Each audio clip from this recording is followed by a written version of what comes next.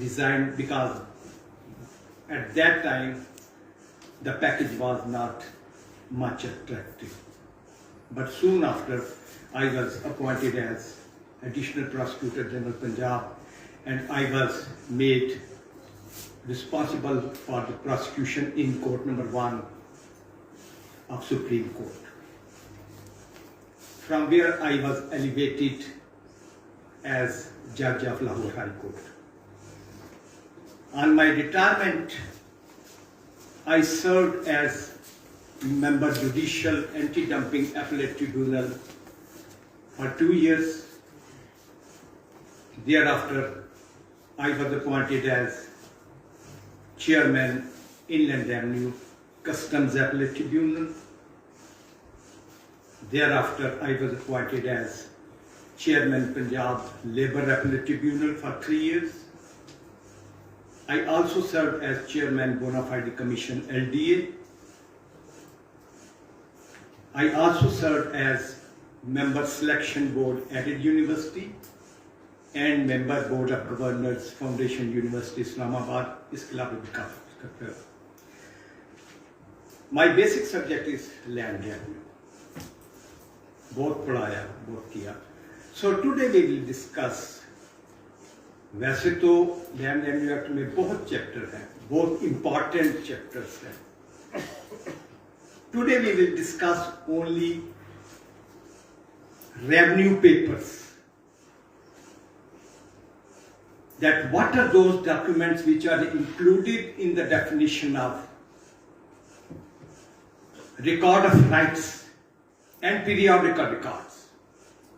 Their purposes, objects, preparation, etc. etc.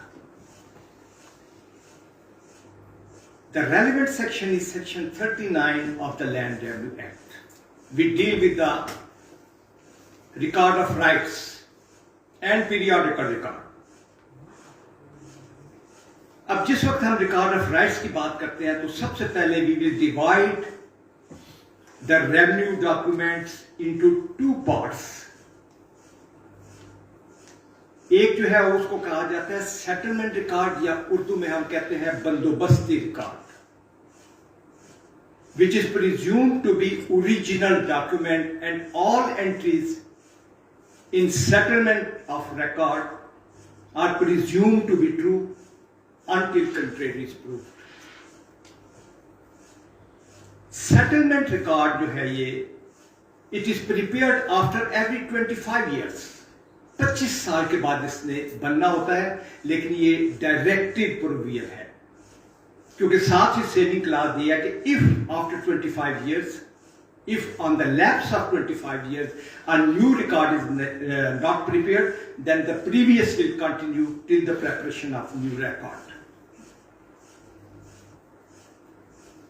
और उसके बाद on the basis of original record या बंदोबस्ती record, the revenue staff prepared revenue document which are kept in the custody of पटवारी.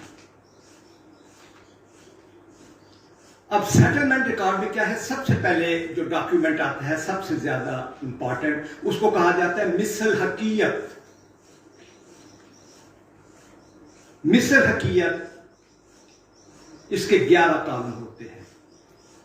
हकीयत का मतलब है मलकियत, the ownership, the right of ownership of a person, all his details including the share in the property. और उसकी बुनियाद पर जो है वो प्रिपेयर होते हैं जिसे हम कहते हैं रजिस्टर हकदारान जमीन. अब इसके 4 नाम हैं. इसी को कहा जाता है जमाबंदी,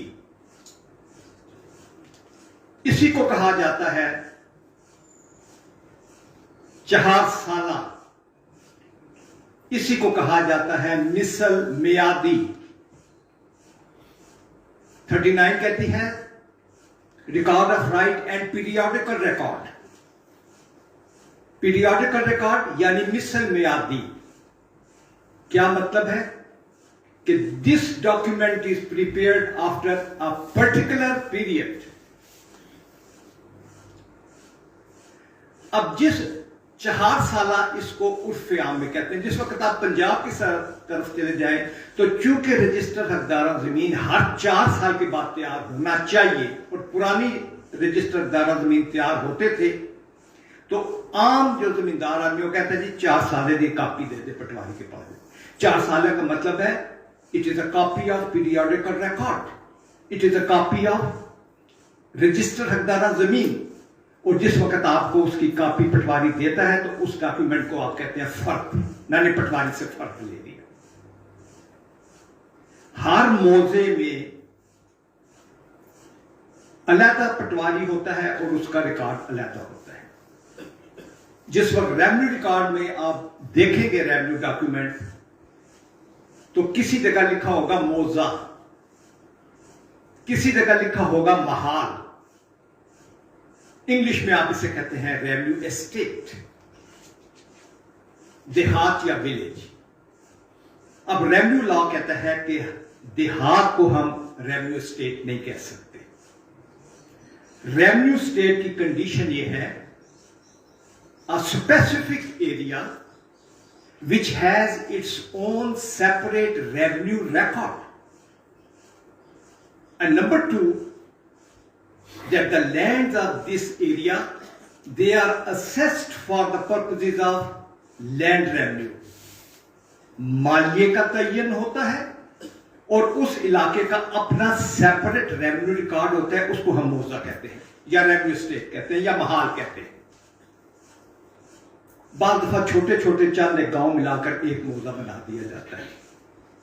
इसीलिए कहा जाता है कि every revenue state is a village, but every village is not necessarily a revenue state, because there are 2 condition precedent. Number 1, it shall have its own separate revenue record, and the land shall be assessed for the purposes of land revenue. अब हम शुरू करते हैं detail में कि ये periodical record क्या है, इसके मकासद क्या है। 10 कॉलम इसके होते हैं। कॉलम नंबर 1 जो है उस पे लिखा होता है खेवट नंबर। खेवट क्या है? It is a number which is allotted to the owner of land. खेवट मलकियत। जिस तरह आप एक आदमी कई गाड़ियां खरीद सकता है, हर गाड़ी की रजिस्ट्रेशन नंबर अपनी अलग है। शहरों में जमीनें मकान खरीद सकते हैं, हर मकान का नंबर, उसका गली नंबर, उसका वकू जो है मोहल्ला वगैरह अलग लिखे हैं। इसी तरह से गांव में आप कई खेतों में जमीन खरीद सकते हैं। जहां पर जमीन खरीदेंगे उस खेवट में आपका नाम आ जाएगा।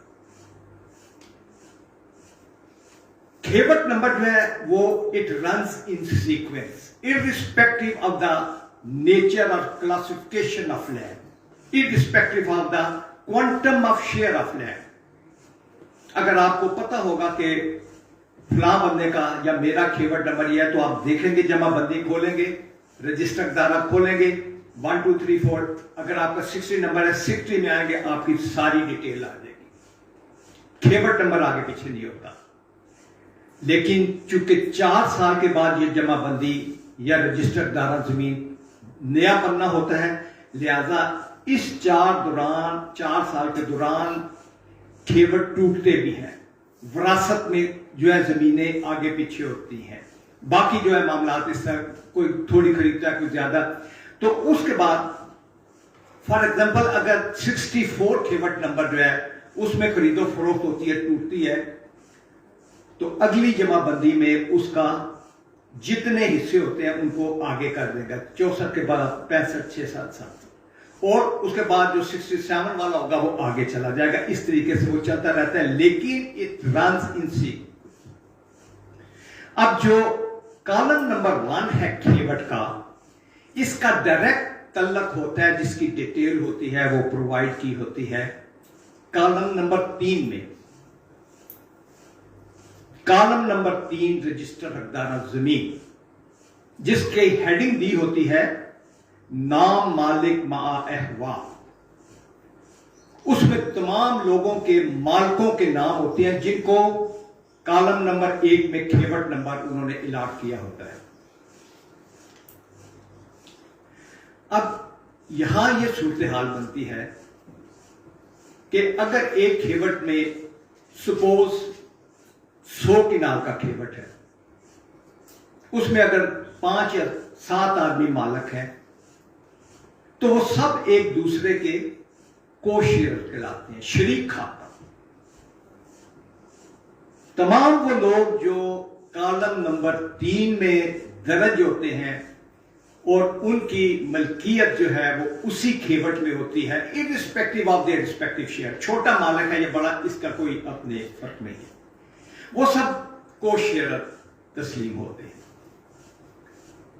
खरीदार जो होगा उसके नाम के साथ बाया आ जाएगा, फरोख्त करने वाले के नाम के साथ मुश्तरी आ जाएगा, अगर जमीन किसी ने रहन की है तो उसके नाम के साथ राहन आ जाएगा, जिसके नाम रहन की जाती है उसके नाम के साथ मुर्तहिन हो जाएगा।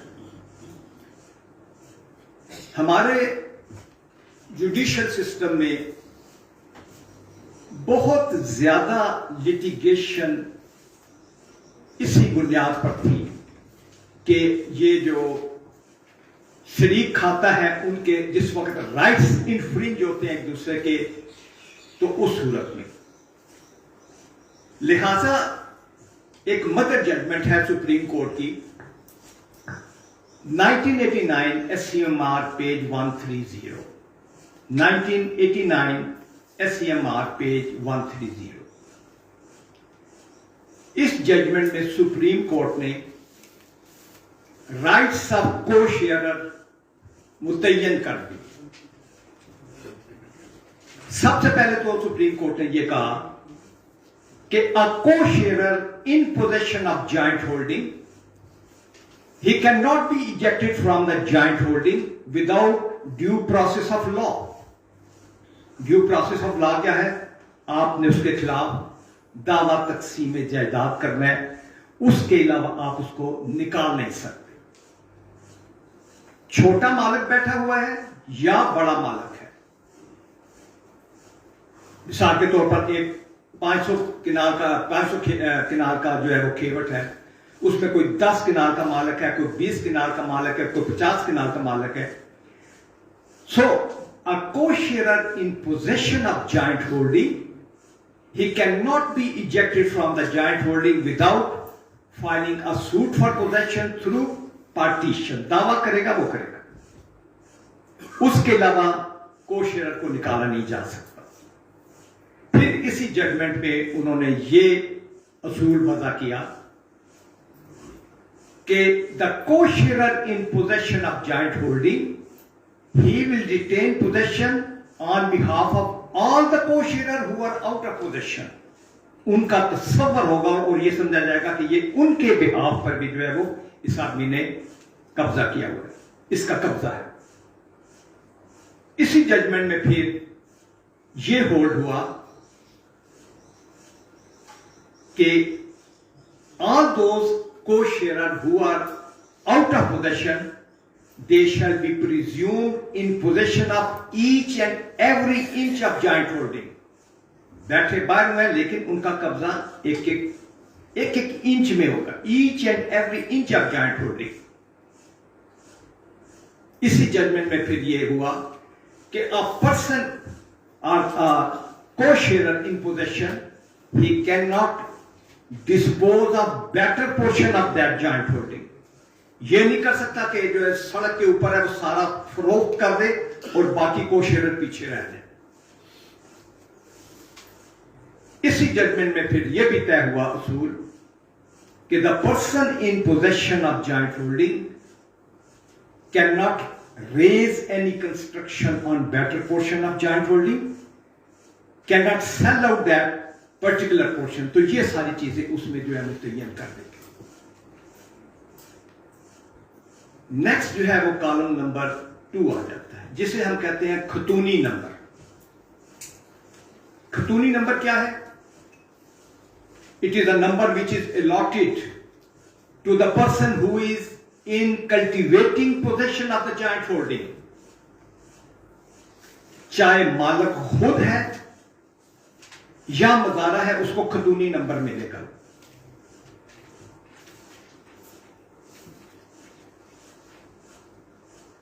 खतूनी नंबर जो है उसकी तमाम डिटेल आएगी कॉलम नंबर 4 में। जिस तरह कॉलम नंबर 1 खेवट नंबर है और उसकी डिटेल कॉलम नंबर 3 में है, इसी तरह खतूनी में जो काबिज हैं उनका नंबर उनको कॉलम नंबर 2 में जाएगा, डिटेल आएगी कॉलम नंबर 4 में। अब यहां पर यह पोजीशन है कि इसमें काबिज और काश्तकार दोनों होंगे। आपने लोगों ने बोला पहले काश्तकार, हाँ काश्तकार इन कल्टीवेटिंग पोजेशन, इन कल्टीवेटिंग पोजेशन यानी पोजेशन उसका होना चाहिए। अगर जमीन बैठी भी काश्त नहीं भी होती तो उसका नाम आएगा कि किसके करो। कई दफा इस तरह होता है कि एक से ज्यादा मालिक हैं, सबका जॉइंट कब्जा है, कोई दूसरा आदमी बाहर का नहीं है, वो खुद ही मालकान काबिज है, तो फिर वो उसमें एंट्री लिख देगा खुद काश्त। खुद काश्त का मतलब है कि जो मालिक है वो ही काबिज भी है। काश्त कर रहे हैं या नहीं कर रहे हैं, कब्जा मालिकों का है, वहां पर आ जाएगा खुद काश्त। अगर कोई एक मालिक काश्त करता है तो उसमें आ जाएगा ए सन ऑफ बी कौम फला यकेयाज हिस्सादार, कि हिस्सेदार तो और भी है लेकिन ये जो हिस्सादार है ये काबिज है, यकेयाज हिस्सादार। यहां पर आ गया। लेकिन अगर जमीन काश्त नहीं होती, कब्जा जो है वो सेटल्ड है कि इन लोगों का है, वहां पर लिखा जाएगा मकबूजा मालकान। मकबूजा मालकान का मतलब है कि कोई भी आदमी जमीन को फिजिकली काश्त नहीं कर रहा लेकिन लीगली कब्जा उसका है। और अगर आपने मजारे को दी है तो फिर नीचे आ जाएगा फला वल फला कौम फला बजरिया मुजारा ताबे मर्जी टेनेट एक्ट विल, तो इस तरीके से आ जाएगा। अब यहां पर रेवेन्यू वाले कई दफा ये करते हैं कि एक आदमी कहता है यार मैं 5 कनाल का मालिक हूं, कब्जा मेरा नहीं है, ये जमीन मैंने फरोख्त करनी है, क्या किया जाए? क्योंकि अगर इस तरह फर्ज लेकर जाएंगे वो कहेंगे जी कब्जा तो फलां का है या मालकान का है, ये तो बगैर कब्जा तो हम नहीं लेते। वहां पटवारी क्या करता है, वहां पर लिख देगा बदस्तूर, पीछे खाना मलकियत में उस आदमी का नाम दर्ज, उसका हिस्सा दर्ज, सारा उसका टाइटल क्लियर, कब्जे के कालम में वो लिख देता है बदस्तूर। तो वो जमीन फरोख्त हो जाती है। जिस वक्त आप जाकर वहां कंस्ट्रक्शन करते हैं तो साथ ही स्टे ऑर्डर आ जाता है कि जॉइंट होल्डिंग है, आप किसका कर रहे हैं कंस्ट्रक्शन, अभी तो इसकी तकसीम नहीं हुई। तो जहां पर एंट्री बदस्तूर की देखें, उसे कहें कि नहीं हमें मुफस्सल फर्द दे। मुफस्सल फर्द जो है जमाबंदी जेरेकार, जेरेकार का मतलब होता है जो इस वक्त चल रही है वो दे, वरना ये ऐसे मामलात है जिसमें एक दफा आदमी फंस गया तो सिविल लिटिगेशन में फिर नहीं निकलता। इसके बाद कॉलम आता है खसरा नंबर, क्योंकि पहले सारा जो मौजा होता है उसको बड़े हिस्सों में तकसीम किया जाता है खेतों में। नाउ खेवट आर फर्दर सब डिवाइडेड इनटू खसरा नंबर। यहां पर खसरा में लीगली कोई एरिया मुतय्यन नहीं है कि अ खसरा number shall be comprising of how much land. ऐसे भी खसरे हैं जो एक मरले का खसरा है, 7 वाला खसरा नंबर जो है वो 10,000 कनाल का होगा। खसरा नंबर जो है वो उसका रकबा को मुतय्यन नहीं है। लेकिन दूसरी बात, खेवट नंबर जिस वक्त नई जमाबंदी बनती है तो वो चेंज हो जाता है अगर उसमें कोई बिका है या कोई खेवट किसी वजह से टूटा है। खसरा नंबर तब्दील नहीं होता टिल द टाइम के दोबारा बंदोबस्त होगा तो उसमें तब्दील होंगे, उससे पहले खसरा नंबर तब्दील नहीं होता। बटे लगते रहते हैं, खसरे को तब्दील नहीं होता। बटे किस तरह लगते हैं कि for example A is owner of 500 किनाल्स, उसमें से वो कहता है जी मैं 100 किनाल बेचता हूं। कोई आदमी खरीदता है लेकिन वो कहता है जी मैंने ये पर्टिकुलर पोर्शन लेना है। जिस वक्त वो पर्टिकुलर पोर्शन लेता है तो बकायदा उसका मीट्स एंड बाउंड देता है कि इसकी शुमारन कितनी जगह है, जुनूबन कितनी है, इसी तरीके से बाकी जो है उसकी मेजरमेंट्स। इंतकाल का जो रजिस्टर होता है उसकी पुष्ट पर ये मैप बना होता है जिसे हम रेवेन्यू लैंग्वेज में कहते हैं ततिम्मा काटना। ततिम्मा काटने का मतलब है that the owner of land has sold a particular piece of land with meets and bound to the vendee।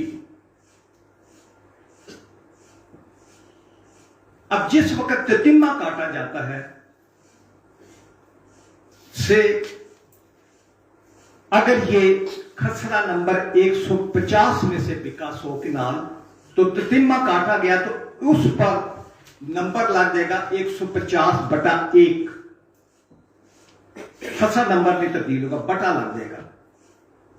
दूसरा इसी तरह को पर्टिकुलर पोर्शन बचा तो उसमें 150/2 लग जाएगा, 150/3 लग जाएगा, जिस तरह भी होगा एक साल। जिस वक्त आइंदा बंदोबस्त बनेगा तो फिर ये जिसको 150/1 लगा था वो खसरा नंबर 152 बन जाएगा, 150/2 लगा था वो 153 बन जाएगा। इस तरह चलते चलते अगर 20 लग गया तो वो 170 तक चला जाएगा और उसके बाद जो 151 नंबर होगा उसको आगे चलाया जाएगा। ये एक सिलसिला है।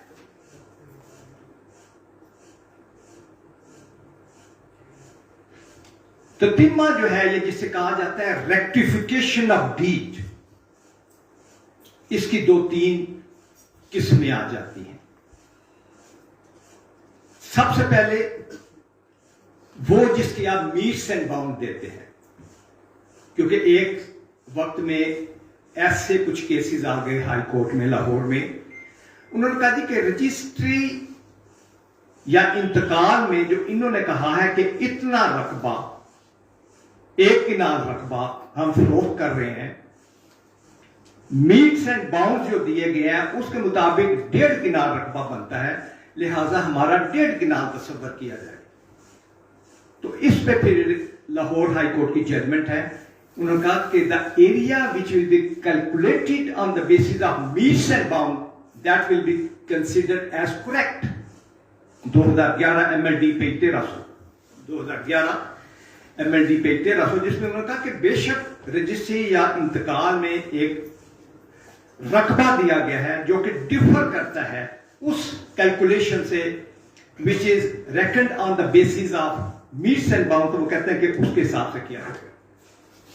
तो ये जो ततीमा है सिर्फ इंतकाल की पुष्ट पर नहीं बनेगा, एक इंतहाई इंपॉर्टेंट डॉक्यूमेंट है जिसे कहते हैं फील्ड बुक। फील्ड बुक भी जो है वो तैयार होती है बंदोबस्त के वक्त, उसमें भी ये दर्ज किया जाएगा। और फिर जो पटवारी के पास लट्ठा होता है उसके ऊपर भी दर्ज किया जाएगा कि ये पर्टिकुलर पोर्शन जो है जिसे ततीमा कहते हैं, फलां खसा नंबर से फलां आदमी ने बेचा और फलां ने खरीदा।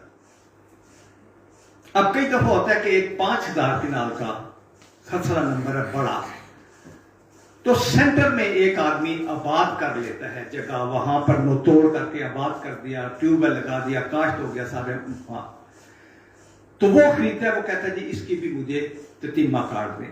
उसकी मेजरमेंट जो है वो फौरी तौर पर मुमकिन नहीं होती, तो उसको लट्ठे पर बना देते हैं जिसको कहा जाता है शिकमी ततीमा। शिकमी ततीमा का मतलब है कि वो पर्टिकुलर पीस जो कि एक ऐसी जगह बड़े खसे नंबर के पेट में है जहां पर दाएं बाएं जो है ये पैमाइश नहीं हो सकती।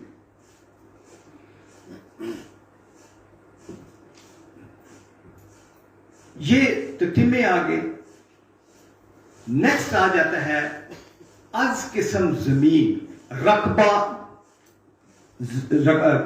तदादी व अज किस्म जमीन कि रकबा कितना है। रेवेन्यू लॉ के तहत निसफ मरले का तस्वर नहीं है। निसफ मरला रेवेन्यू डॉक्यूमेंट्स में नहीं लिखा जाता। सीधा हिसाब है 20 किनाल 13 मरले, 70 किनाल 8 मरले, 900 किनाल 17 मरले। निसफ मरला रेवेन्यू में नहीं लिखा जाता। अब यहां मौजूदा आप जमाबंदियां देखें तो आप हैरान होंगे कि पटवारियों ने बीच में सरसाई भी लिख दी है, हालांकि सरसाई का तल्लक वास्ता कोई नहीं, निसफ मरले का कोई तल्लक वास्ता नहीं, क्योंकि बेसिक जो हमारे पैमाइश के जराए हैं रेवेन्यू के तहत उसमें अदरवाइज अगर आप देखें तो सरसाई जो होती है 30 फुट की होती है, 30 मुरबा फुट की सरसाई है। 9 सरसाई का एक मरला बनता है जिसमें 272 फुट होता है, 272 फुट का एक मरला। उसके बाद 20 मरले का एक किनार, 4 किनार का एक बिगा, 8 किनार का 1 एकड़, और कई लोग उसे घुमाऊ भी कहते हैं। कितने कुमा जमीन है, कुमा या एकड़ एक चीज है। 25 एकड़ या 25 कुमा या 200 किनार का एक मुरब्बा जमीन, ये हमारी पैमाइश के जराए हैं। लेकिन इस वक्त उन्होंने ये करते। अब जिस वक्त भी आप कोई रेवेन्यू डॉक्यूमेंट देखेंगे उसमें गज, उसमें फुट या मीटर नहीं होते। तमाम रेवेन्यू रिकॉर्ड में होता है ये रकबा इतने करम है। पैमाइश बजरिया करम होती है। एक करम जो है वो 5.5 फुट का है और बजरिया जरीब होती है। 10 करम की जरीब होती है या 55 फुट की।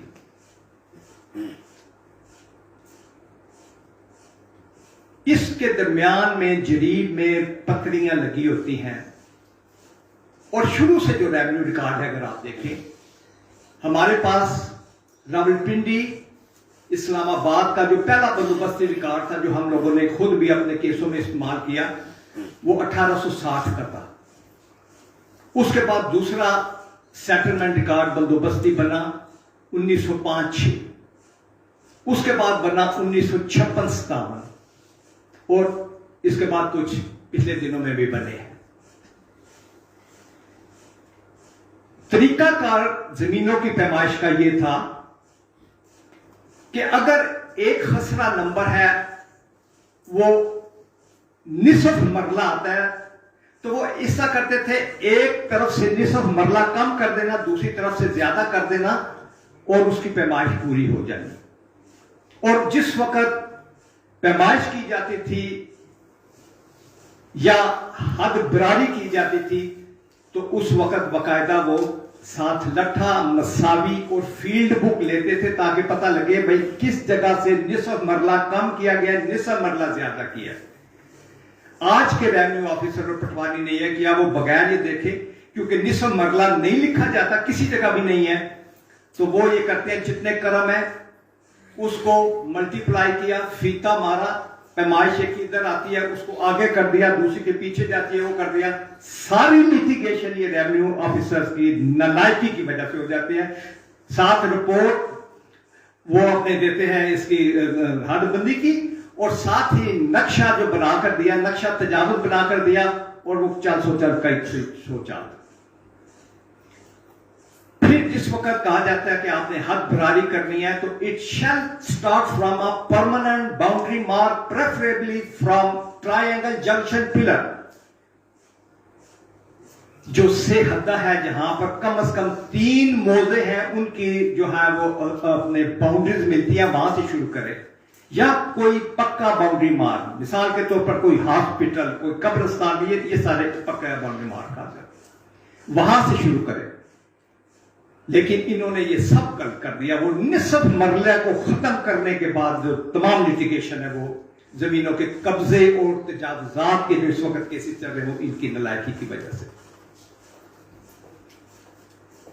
फिर साथ ही इसमें आ जाता है आज किस्म जमीन कि ये जमीन की किस्म क्या है।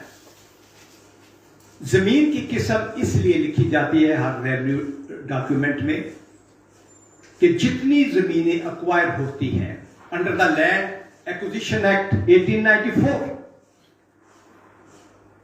उनके जितनी कीमत मुतय्यन होती है, जो अवार्ड किया जाता है वो होता है on the basis of category of land. जमीन की इकसाम के मुताबिक उनका जो है वो 3 साला ओस निकालते हैं। पहले 5 साला था, फिर 3 साला, आजकल जजमेंट से आई है कि जो है उसके अपने मार्केट वैल्यू दे, तो वो निकाली जाती है on the basis of category of land. फिर अगर आप तकसीम का दावा करते हैं या विरासत के केसेस होते हैं तो ये नहीं होगा कि एक को जो है ए ग्रेड लपाड़ा सारी जमीन दे दें, दूसरे को कहें जी आप बंजर ले, नहीं। According to the respective share of each person, तमाम जो अपने जितनी भी जमीनें हैं मुख्तलिफ इकसाम की, उनमें तकसीम किया जाता है। अब जो हमारा लॉ है रेवेन्यू, वो कहता है कि all those lands which are irrigated through canals, वहां पर लिखा जाएगा नहरी।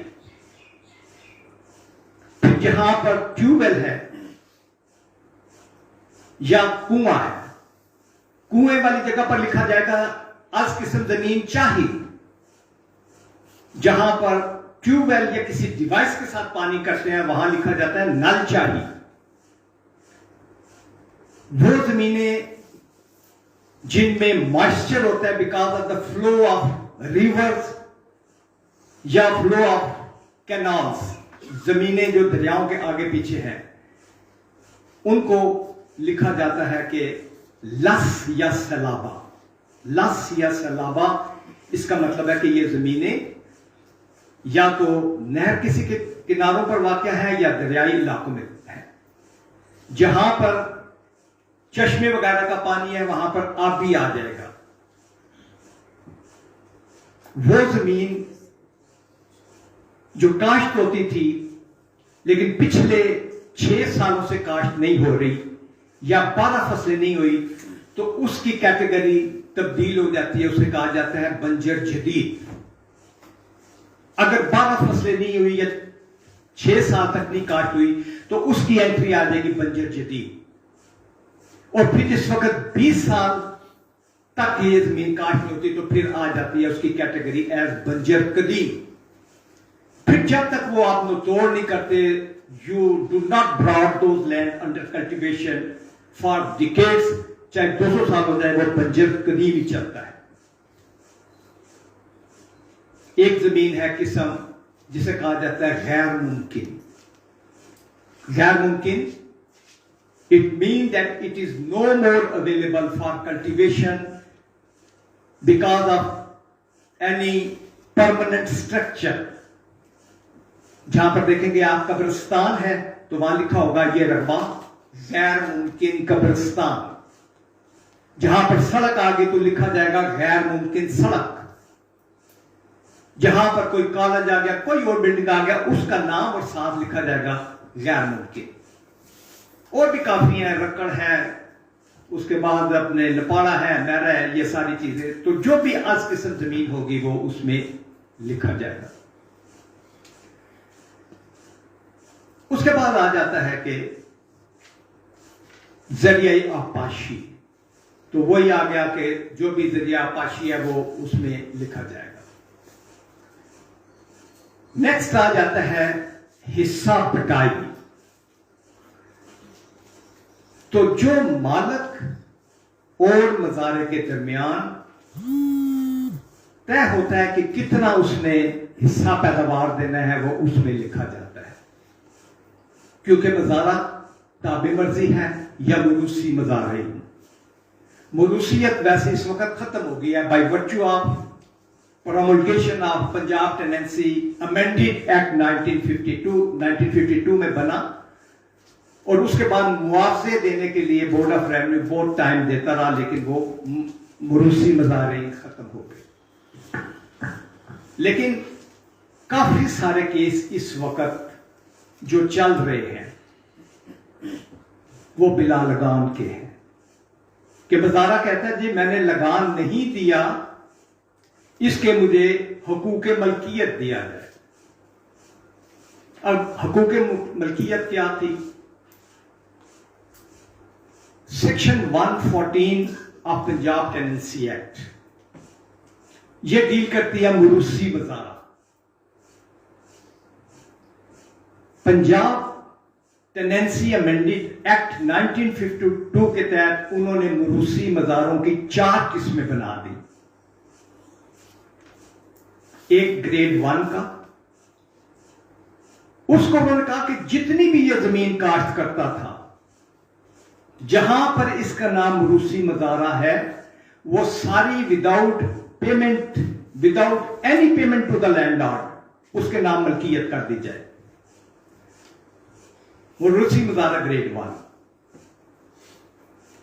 मुरूसी मजारा ग्रेड 2 में वो आते हैं लोग जो कुछ हिस्सा पैदावार देते थे, क्योंकि जहां पर जमींदार खुद ट्रैक्टर से काश्त करा कर देता है, बीज देता है, खाद देता है, वहां पर वो मजारा चौथे हिस्से का हकदार होता है। जहां खर्चा जो है वो आधा मालिक करता है, आधा मजारा करता है, वहां पर निसफ हिस्सा बटाई होता है। तो सेकंड ग्रेड में उन्होंने कहा कि उस टेनेंसी में जितने पैसे ये दिया करता था हिस्सा पैदावार, उस रेशो के हिसाब से इसको मलकियत दे दी गया विदाउट पेमेंट ऑफ एनी मुआवजा वगैरह को, नो कंपनसेशन। तीसरी कैटेगरी उन्होंने बताई कि on the payment of money to the landlord, जहां पर मजारा या तो हिस्सा पैदावार देता था या कुछ हिस्सा पैदावार और कुछ जो है वो उसमें देता था, कैश में देता। ये 4 कैटेगरी बनी। 5वीं कैटेगरी जिसे कहा जाता है मुकर्ररीदार।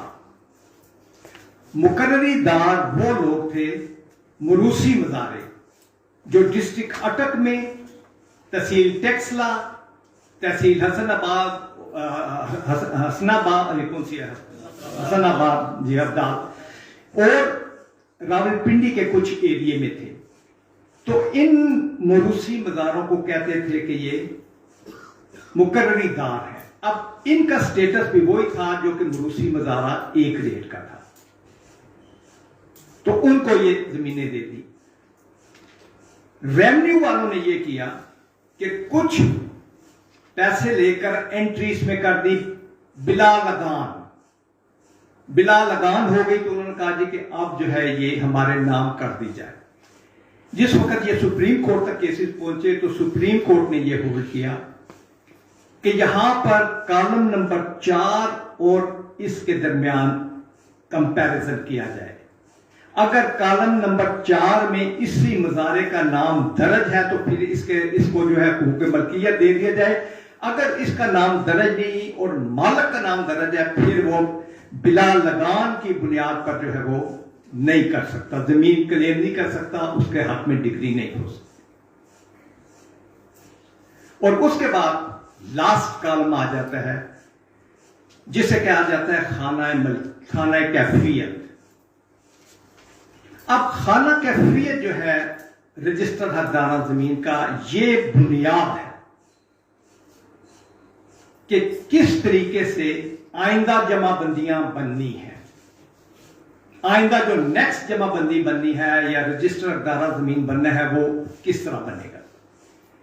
क्योंकि एक आदमी अगर जमीन फरोख्त करता है और दूसरा खरीदता है तो मौजूदा रजिस्टर हकदार जमीन में फरोख्त करने वाले का नाम नहीं काटा जाएगा, सिर्फ वहां पर लिख दिया जाएगा खाना कैफियत में कि इसमें कौन खरीदार है और किसने खरीद की है। अब यहां पर हम आते हैं section 42 of land revenue act. अगर सेक्शन 42 के आप पहले ही पैरा पढ़ें तो उसमें लिखा हुआ है कि a person who acquired a title, a person who acquired a title किस तरह हासिल करता है? By sale, by gift, by inheritance और इन एनी अदर मैनर।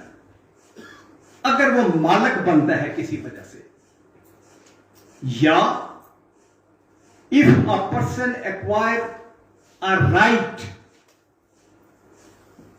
जिसका मुजारे का राइट होता है, for a period of 1 year और मोर, वहां पर पाबंदी लगा दी गई, अगर 1 साल या इससे ज्यादा के लिए वो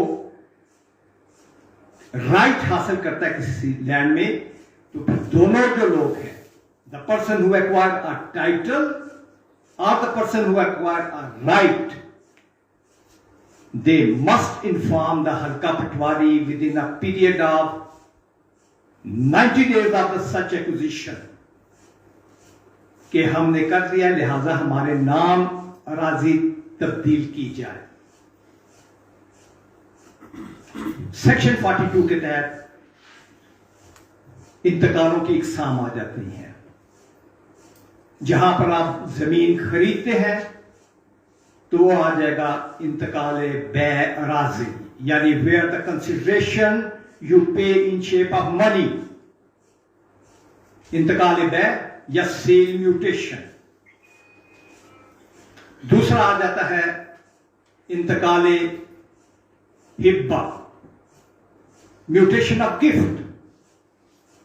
यहां पर कंसिडरेशन जो है वो डिफरेंट है।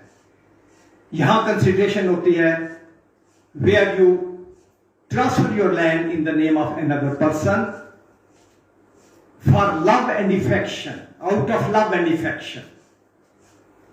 और गिफ्ट में 3 रिक्वायरमेंट उन्होंने रख दी कि there should be an offer by the donor, donor वो जो गिफ्ट करता है, वाहब जिसे आप उर्दू में कहते हैं, then acceptance by donee, and number 3 delivery of possession. तीनों रिक्वायरमेंट होंगी तो गिफ्ट जो है वो कंप्लीट होगा, otherwise it will be considered as an invalid gift. An offer by the donor, acceptance by the donee, and delivery of possession. And the consideration is always love and affection. तो दूसरा ये आ गया। फिर इसके बाद आ जाता है म्यूटेशन ऑफ एक्सचेंज या इंतकाल तबादला। इंतकाल तबादला में यह है कि 2 लोग आपस में जमीनें एक्सचेंज करते हैं। रकबा एक जितना होना जरूरी नहीं है, एक ही गांव या एक ही मौजे में जमीन का होना जरूरी नहीं है। सिर्फ देखी जाती है कि क्या दोनों जमीनों की वैल्यू बराबर है, तो उसके बाद ये जो है वो एक्सचेंज हो जाता है। फिर आ जाता है इंतकाल रहन।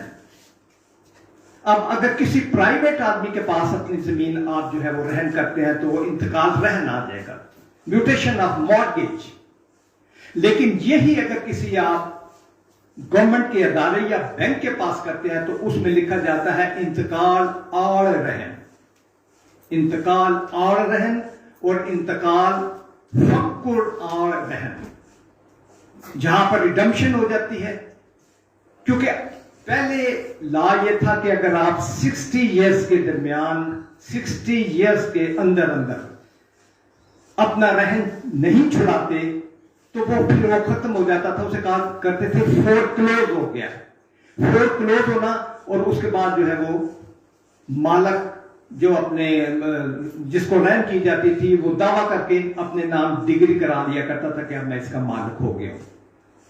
लेकिन सुप्रीम कोर्ट ने कह दिया कि नहीं, एक एडवर्स पोजेशन का लॉ कि 12 साल तक अगर आपने किसी की जमीन पर पोजेशन रखा है विदाउट एनी इंटरफियरेंस तो वो आपके नाम हो जाती थी। ये दोनों लॉ जो है फेडरल शरीयत कोर्ट ने against the injunction of Islam उनको डिक्लेयर कर दिया, खत्म कर दिया।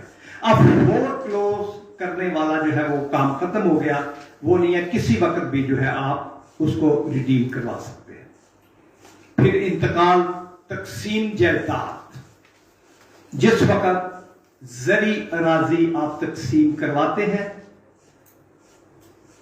आप बाकायदा दावा करते हैं, जिस वक्त दावा सुनने के बाद नक्शा जीम आखिर में बनना होता है, नक्शा जीम बन जाता है, फाइनल ऑर्डर हो जाता है, उसके बाद जिस वक्त लोगों के नाम हिस्से किए जाते हैं तो ना सिर्फ यह कि इंतकाल तकसीम जायदाद हो वो किया जाता है, बल्कि उसका बाकायदा इंदराज फील्ड बुक में भी किया जाता है। फील्ड बुक में भी दर्ज किया जाता है कि कौन सा रकबा जो है, कौन कौन सा खर्चा नंबर किया गया।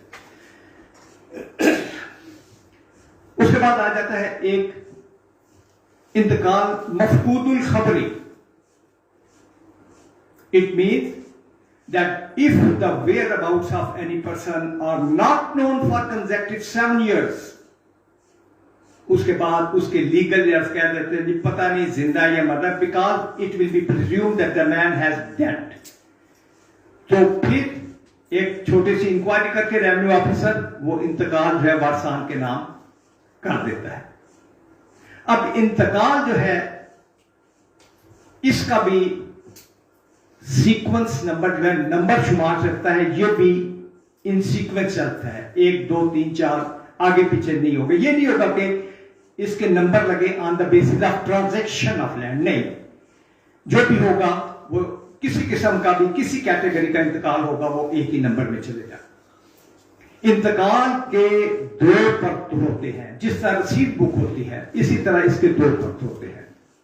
जिस वक्त इंतकाल हो जाता है रेवेन्यू ऑफिसर साइन कर देता है तो उसको वो डिटैच करके वो जो डिटैच वाला पर्ट है वो अपने पास रख लेता है और जो रजिस्टर इंतकाल होता है वो वापस कर देता है।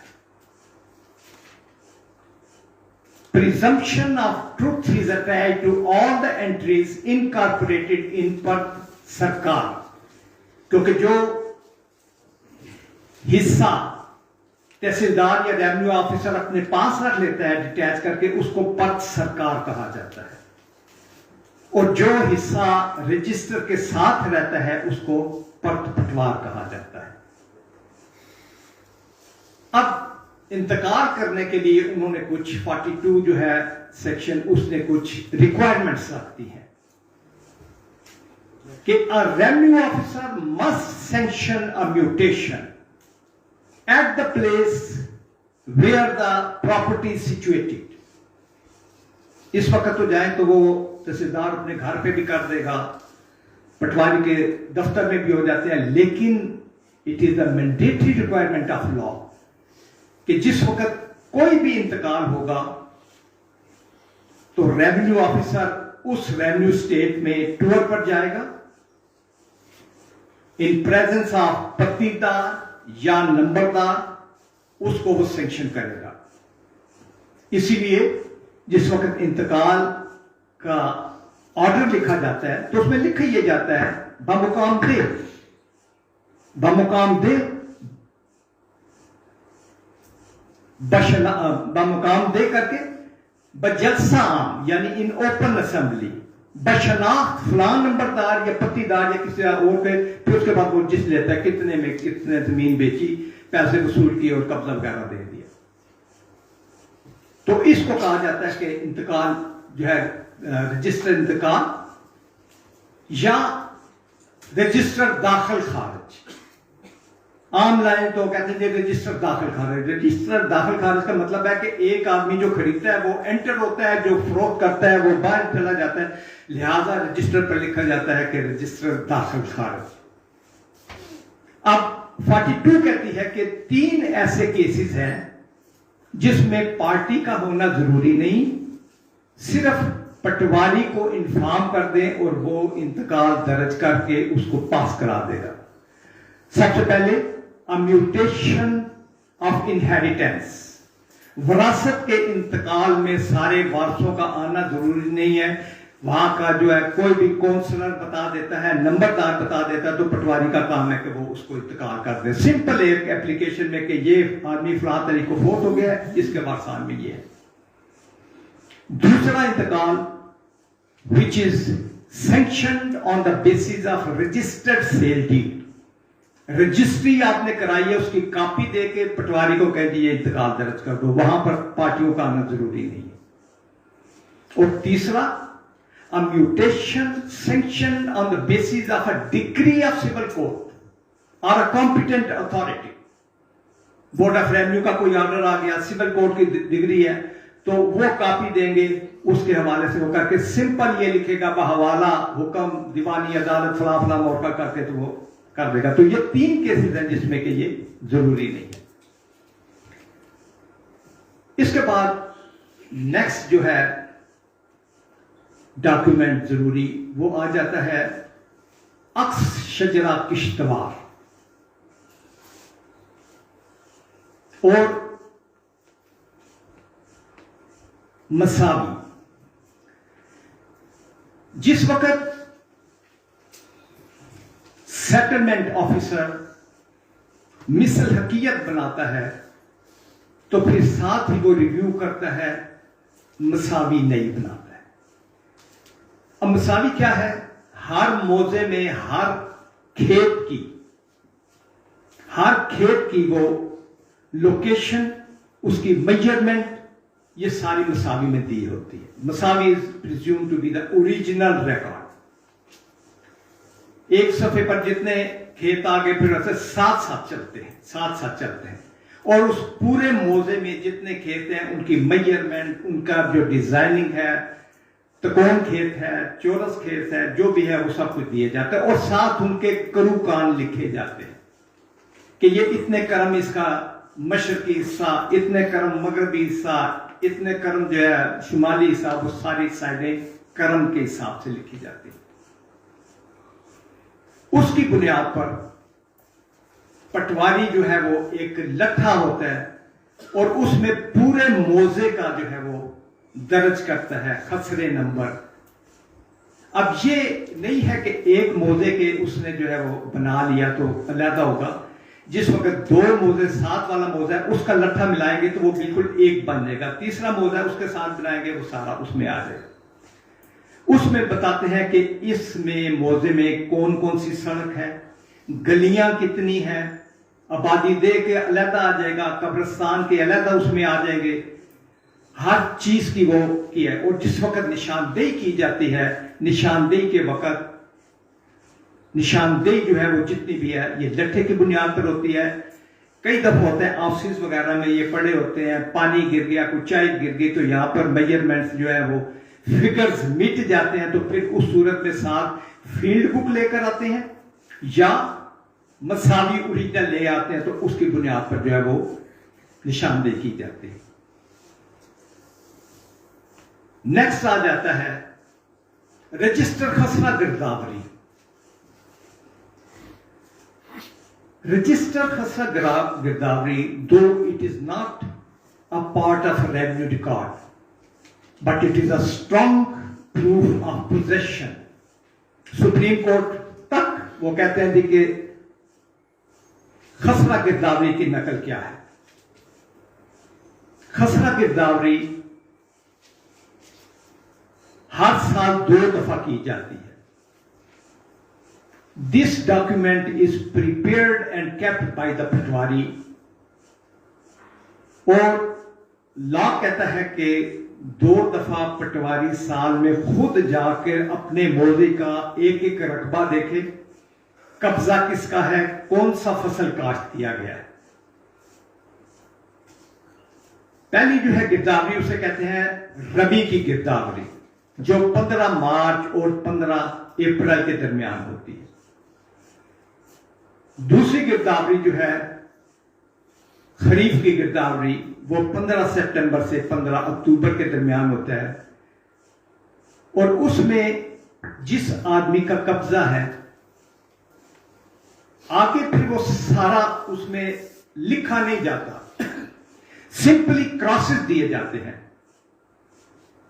एक काश्त का मतलब है कि ये रबी की फसल काश्त हुई है, दूसरी का काश्त का मतलब है ये जो है ये खरीफ की हुई है, रबी खरीफ रबी, इस तरह वो हर खेत के आगे हर खसे नंबर के आगे वो क्रॉसेस लगाते जाते हैं। जहां पर किसी का कब्जा बदला या कोई ऐसी जमीन जो कि बंजर थी नतोड़ हुई, तो वहां पर उस खाने में पटवारी सुर्ख स्याही के साथ इंदराज करेगा कि ये कब्जा बदल गया, ये तब्दील हो गई, या कब्जा टूट गया, या जो भी पोजीशन है उसमें क्या देगा। नेक्स्ट आता है फील्ड बुक। फील्ड बुक भी जो है ये बंदोबस्त के वक्त तैयार की जाती है। इसमें एक मौजे में जितना रकबा है, हर खसरा नंबर हर खेत का अलग अलग इंदराज किया जाता है। उस पर लिखा होता है मशरक मगरब शुमाल जनूब, दाएं हाथ पर अर्ज किस्म रकबा और ये करके, और आखिर खाने में लिखा होता है मजराई, यानी जहां पर कोई निकल गया, कोई टूट गया, खेवट नंबर खसा नंबर, तो वो मजराई वहां पर लिख देते हैं। और जिस वक्त किसी को कंफर्म करना होता है, कि कई दफा ऐसा होता है कि रेवेन्यू स्टाफ से मिलकर तो मेजरमेंट्स तब्दील कर दी जाती हैं, मेजरमेंट तब्दील कर दी जाती हैं अक्सर या किश्तवार से, या कई दफा मसावी का सफाई खुलवा दिया। तो फिर ऐसी सूरत में कंफर्मेशन करने के लिए कि ये रिकॉर्ड का असल जो है मेजरमेंट कितनी है, फील्ड बुक काम आती है। अब हमारे रावलपिंडी इस्लामाबाद में कोई रिकॉर्ड अवेलेबल नहीं है बिकॉज ऑफ द मैनिपुलेशन, और क्या करें, रावलपिंडी का सारा रिकॉर्ड जो है आग से इन्होंने जला दिया। लाहौर का सारा रिकॉर्ड जल चुका हुआ है, जेलम का सारा रिकॉर्ड जल चुका हुआ है। इवन जो डिस्ट्रिक्ट के गजेटियर्स होते थे, जिसमें हर इलाके के रस्मों रिवाज लोगों के मुतल्लक लिखा होता था, यहां तक लिखा होता था कि फलां कबीले ने या फलां बंदों ने अपनी जो है कास्ट तब्दील की है, एफिडेविट देकर या सिविल सूट करके अपनी जो है वो जाते तब्दील की है, वो भी गजेटियर में लिखी होती थी, वो भी खत्म हो चुका। दूसरा इंपॉर्टेंट जो था, बहुत ज्यादा इंपॉर्टेंट, आपने तो नहीं किए, हमारे वक्त बहुत ज्यादा केस थे मतरूका जायदाद के, हिंदुओं की जायदादें जो छोड़ गए थे, वो भी इस वक्त आपके पास कोई रिकॉर्ड नहीं है, तमाम जला दिए गए, सब चले गए। उसमें पीटीओ, उसमें पीटीडी, उसमें कच्ची पर्चियां, कच्ची अलॉटमेंट, पक्की अलॉटमेंट, शेड्यूल, सब खत्म खाक बन गया। तो बहरहाल लास्ट में जो एक हमारा रेवेन्यू डॉक्यूमेंट है जिसे कहते हैं विलेज एडमिनिस्ट्रेशन पेपर, शराइत वाजिबुल अर्ज। अब ये हर मौजे का अलग होता है शराइत वाजिबुल अर्ज। इसमें लिखा जाता है कि इस मौजे में कौन कौन सी कौमियत के लोग आबाद हैं, इनके रस्मो रिवाज क्या है, शामलात के मुतल्लिक लिखा जाता है कि शामलात में मालकों का, जद्दी मालकों का कितना हिस्सा बनता है पर किनाल के हिसाब से। कुछ मौजे हैं वहां पर शामलाती रकबे बहुत ज्यादा हैं, तो एक किनाल के पीछे 6-6, 7-7 किनाल के मालिक हैं। किसी जगह पर 5 किनाल के पीछे 3 मरले या 2 मरले आती है, तो ये डिफर करती है। फिर इसमें लिखा जाता है कि चरागाहों के मुतल्लिक कि कौन सा रकबा चरागाहों के लिए रखा जाएगा, या मरी वगैरह की तरफ जाए या कुछ अपने जो पहाड़ी इलाके हैं, तो वहां लिखा जाता है शराइत वाजिबुल अर्ज में कि एक फैमिली को कितने दरख्त मिलेंगे दरवाजों के लिए, शतीर डालने के लिए, आग वगैरह जलाने के लिए, जिसे कहा जाता है गुजारा के लिए, गुजारे के लिए क्या मिला जाएगा। फिर उसमें लिखा जाता है कि इस मौजे में कौन कौन लोग आबाद है। अगर उसमें हजाम है, आपने कितने मालकों ने दाने उसको देने हैं साल के, अगर बड़ी है तो उसको कितने देने हैं, लोहार को कितने देने हैं, उनकी ड्यूटियां क्या है, नाई को कितने देने हैं उनकी। तो ये होता है शराइत वाजिबुल अर्द या विलेज एडमिनिस्ट्रेशन पेपर, जिसमें हर मोहल्ले का मुकम्मल जो है वो लिखा होता है। तो ये चंद एक डॉक्यूमेंट थे जो मैंने आज मुख्तसरन ज्यादा अपने तफसील में तो नहीं, लेकिन जो चीज़ा बातें थी वो बताई हैं। नाउ एनी क्वेश्चन, अगर कोई आपने सवाल जवाब करना। सर बहुत शुक्रिया। इट्स अ बेसिस ये सर कमेंट के माशाल्लाह your memory is so sharp sir. आप सर डेट याद है आपका से ज्यादा माशाल्लाह, दैट्स वेरी नाइस। बस बहुत किया मैंने, आपको बताया ना कि 11 फरवरी 1973 को लाइसेंस मिला, तो इस साल मुझे पूरे 50 ईयर्स हो गए इस प्रोफेशन में। तो सर ये तो लगता है कि सर जैसे अंग्रेज ने तो सर हम पे कभी ऐसा ना किए कि उन्होंने एक ही चीज सर रिकॉर्ड करके दी, और जैसे आपने मेंशन किया हमने तो रिकॉर्ड जला दिया सर। अब सब जल गए। और ये सर मालिया के बारे में, मालिया तो ये है ना जी कि मुख्तलिफ एरिए में उन्होंने, वैसे तो 25 एकड़ पर लगता है, लेकिन 12 एकड़ तक भी माफ किया हुआ है किसी में। इधर हमारे तो है ही नहीं मालिया। मालिया ज्यादातर जो है वो उधर नहरी इलाकों में ही है, तो वो असेस होता है, वो भी 25 साल के लिए होता है। सिंध में मालिया हर फसल का होता है, हर फसल का होता है भाई। वो अपने इस साल जो है वो मालिया भी अलहदा लेंगे, आबियाना भी अलहदा लेंगे सिंध में। तो यहाँ पर 25 साल के लिए होता है पंजाब जी, उधर भी है, ज्यादातर नहरी इलाकों में है। सर ये जो हमारा सिस्टम है जिसके बारे में आपने अभी हमें ब्रीफ किया, ये एक आम आदमी के समझेंगे कि ये तो काफ़ी कॉम्प्लिकेटेड है, क्योंकि गांव में भी अगर लोग होते हैं तो उनको भी किसी न किसी का साथ सहारा लेना पड़ता है जो उसको थोड़ा सा समझता है, और फिर पटवारी जो है वो अपने तरीके से उसको चला रहे होते हैं। अब चूंकि जदीद दौर आ चुका है और बायोग्राफी और टोपोग्राफी का भी एक सिस्टम मौजूद है कि उसके जरिए एक डिमार्केशन कर दी जाती है, जो शहरों में नहीं, वो उसको अपने हमारा लॉ मानता है, उसको नहीं मानता। हमारा ये है क्योंकि हमारा जितना रेवेन्यू का रिकॉर्ड है वो उस पे पैमाइश रखी हुई है कर्म के हिसाब से। ठीक, कोई भी देखेंगे ना वो सारा कर्म है, तो पैमाइश जो है हमारी बजरिया जरी भी है, बाकी हो नहीं सकता। लेकिन हमारे चंद एक बहुत अच्छे लाभ थे आपसे माजरत के साथ। हर जगह पर हमने इस्लाम को डाल के ना वो तबाह कर दिया। मिसाल के तौर पर टेस्ट सिस्टम था हमारे पाकिस्तान में, नंबरदारी सिस्टम, और नंबरदारी सिस्टम जो था उस लॉ को कहते थे हम रूल ऑफ प्राइमिजेनिचर, कि एक नंबरदार का बेटा ही नंबरदार बनेगा, सबसे बड़ा बेटा, प्रोवाइडेड कि उसके पास इतना रकबा हो कि जो वहां पर मालिया वगैरह इकट्ठा होता है अगर वो मेजरमेंट करे तो उसका रकबा बेच कर किया जाए, नॉन प्रीवियस करने को। वो बच्चा होता था तो करने लगता था, उसको सारे गांव वाले पहचानते थे, वो सारे गांव वाले को पहचानता था, जाके मालिया उधर से लिया। अब उसमें भी इन्होंने कह दिया फेडरेशन कोर्ट ने कि नहीं, it is against injunctions of Islam. एक नंबरदार मरता है तो उसके बाद आप ओपन मेरिट पर करें, दरखास्तें दें। अब एक जो जवान बच्चा है हमारा, शहर से आता है, बेशक उसने MA किया है, वो सिस्टम कोई नहीं जानता, वो क्या करेगा वहां पर। तो इस तरह के और भी काफी सारे जो है, मिसाल के तौर पर जरी इस्लाहत अयूब खान ने की। उसने कहा to avoid fragmentation of holding, उसने कहा कि ये जिस तरीके से अपने तकसीम जायदाद होती है ये तो टुकड़ों में चली जाएगी। उसने कहा कि 100 किनाल से कम कोई बंदा फरोख्त नहीं कर सकता। अगर किसी की जमीन 10 किनाल है, 15 है, 20 है, तो वो सारी तकसीम करेगा, फरोख्त करेगा। ये नहीं कि उसने 10, कम अज कम अगर किसी ने फरोख्त करनी है तो 100 किनाल करे। तो वो भी फेडरेशन, इसने कह दिया फेडरेशन कोर्ट ने कि नहीं, it is against injunctions of Islam. किसी का मरला बनता है तो वो भी दे। अब टुकड़ों में जो है वो बढ़ते जा रहे हैं, खत्म होती जा रहे हैं। सर पंजाब में जब पिछली हुकूमत की शहबाज अपना जो है ये अपने कानूनी शहादत ऑर्डर देख लें,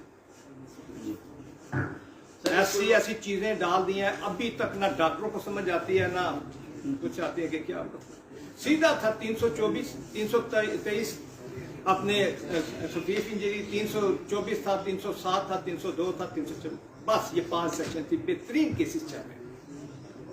तो भुट्टो ने भी सारे जागीरदारों की जायदादों पे कब्जा कर लिया। किसने? भुट्टो ने।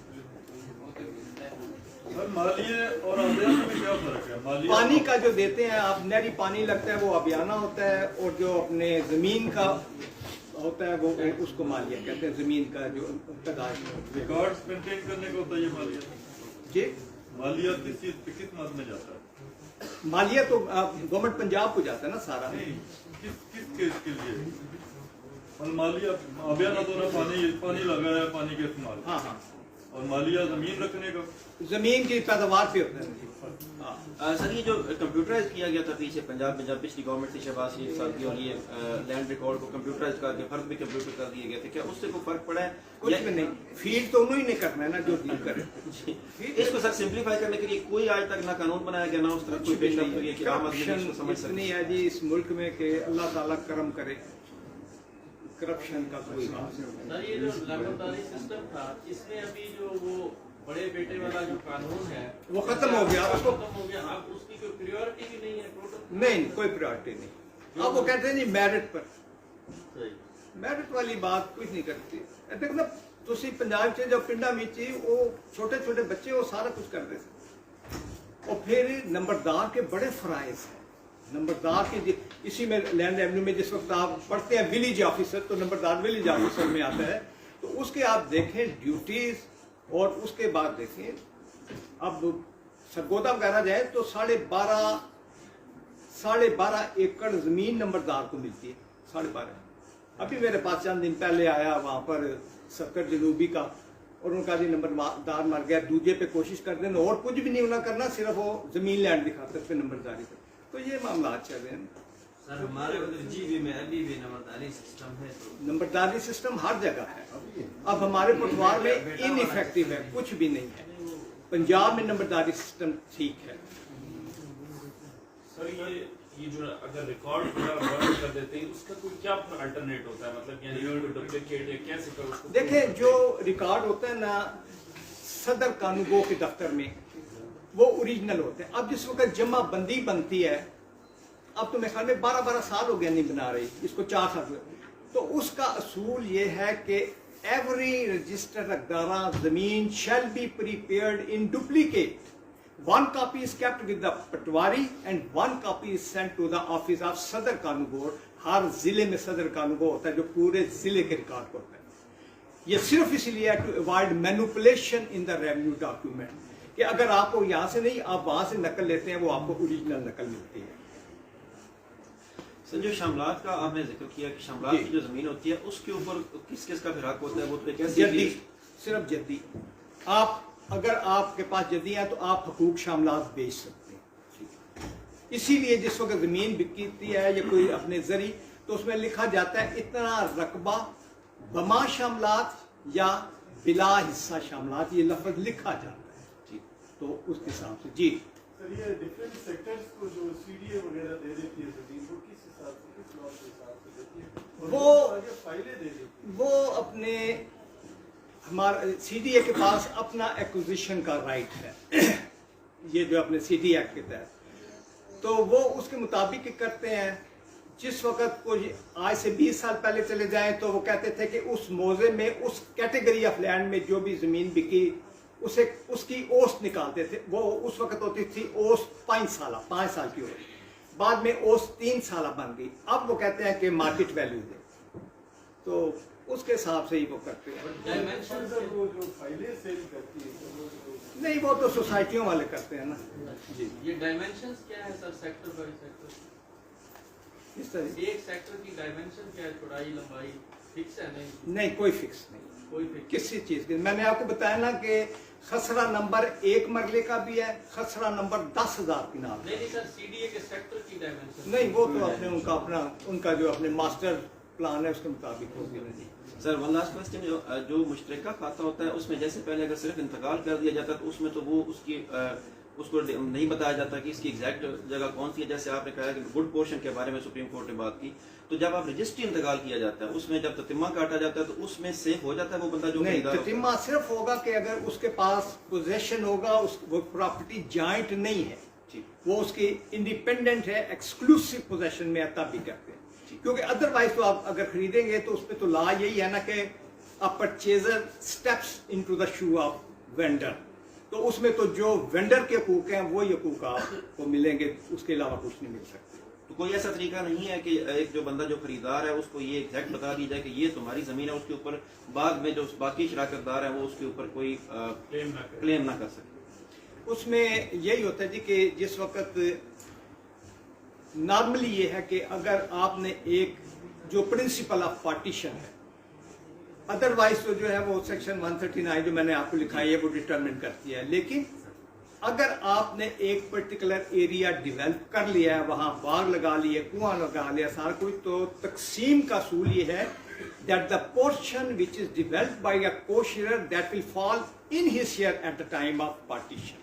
अगर आपने जॉइंट होल्डिंग में in the knowledge of other co-share सबके पता है कि आपने ये जो है डेवलपमेंट कर लिया, बाग लगा लिया, मकान बना, तो जिस वक्त तकसीम होगी तो that portion will be given to you.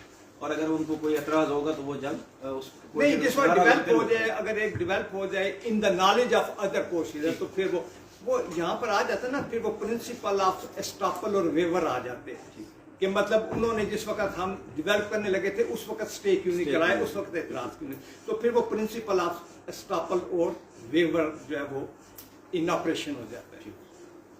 Sir ये जो नंबरदारी सिस्टम है वो हमारे पास भी है सर, बड़े बेटे के पास ही जल्दी रोका आता है, लेकिन बहुत से नंबरदार उनके बड़े बेटे ऐसे हैं जिनको कोई वास्ता ही नहीं होता है, वो जानते ही नहीं है, अगर जो पूरी जिंदगी ही लगाते हैं। वो काफी है, जैसे हमारे कोठवार में भी है ना जी, नंबरदार हैं लेकिन ये ऐसे रकबे ही नहीं है, थोड़े थोड़े रकबे हैं लोगों के। अगर वो इस्लामिक एडवाइजरी काउंसिल ने अगर दिया था, उसको सिफारिशात थी, उन्होंने तो कोई तरीका दूसरा वजह करना चाहिए था, उन्होंने सिर्फ मुर्शियत के खिलाफ दिया था, तरीके के खिलाफ तो नहीं दिया था, कोई दूसरा तरीका वजह किया नहीं, उन्होंने सिर्फ ये कह दिया था कि बेटे कोई उसी खानदान में ये चलना जो है इट इज अगेंस्ट मुर्शियत हो गई ना सर, उसके अलावा कोई दूसरा उन्होंने कहा ओपन मैरिट नई एप्लीकेशनें ले, नहीं तो कह रहा हूँ ना सर, कोई दूसरा तरीका वजह नहीं हुआ नहीं तो अब जिस वक्त होता है तो नई एप्लीकेशन आती है, फिर एसी जो है उसको अपने सुनता है, वो अपने करता है, उसकी अपील जो है एडीसीआर के पास जाती है, बोर्ड ऑफ रेवेन्यू के पास जाती है, लंबी लिटिगेशन उन्होंने करा दी, फिर उसके बाद जो बंदा अपॉइंट होता है वो कॉम्पिटेंट नहीं होता,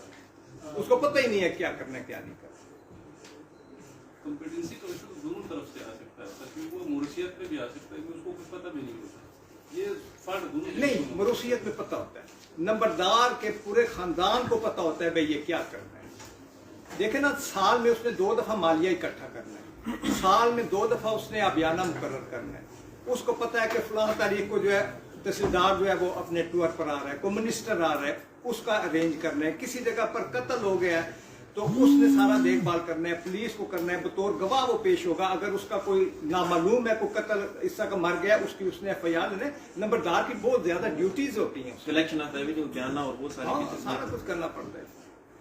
सर ये लैंड जो एक्वायर करती है फोर्सेस सर, तो वो sir sometime they acquire you know acres of land you know, वो साथ आपको 15% कंपल्सरी एक्विजिशन चार्जेस भी देते हैं, लेकिन जिस वक्त बेसिक कॉन्सेप्ट ये है कि जिस वक्त कोई आपने पब्लिक पॉलिसी में लेनी है तो उसको रोक नहीं सकते, मैक्सिमम आप जो है उस पर दावा करेंगे जी मुझे अवार्ड कम मिला है, पैसे कम मिले हैं, तो वो आप लिटिगेशन में चलते जाएंगे, वरना मतलब उसको रोका नहीं जा सकता। सर इसका कोई मेरिट कोई क्राइटेरिया क्यों लेते हैं?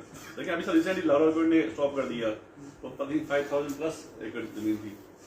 नहीं, वो और मामला था, वो और मामला था जो अपने आ जाती है ना in favour of public policy, उसमें सारे स्कूल्स आ जाते हैं, उसमें रिहायशी कॉलोनी आ जाते हैं, कॉलेजेस आ जाते हैं, हॉस्पिटल्स आ जाते हैं, सड़कें आ जाती हैं, इन चीज़ों के लिए जिस वक्त एक्विजिशन हो तो वो नहीं रोकी जा सकती, सिर्फ आप पैसों का जो है वो क्लेम कर सकते।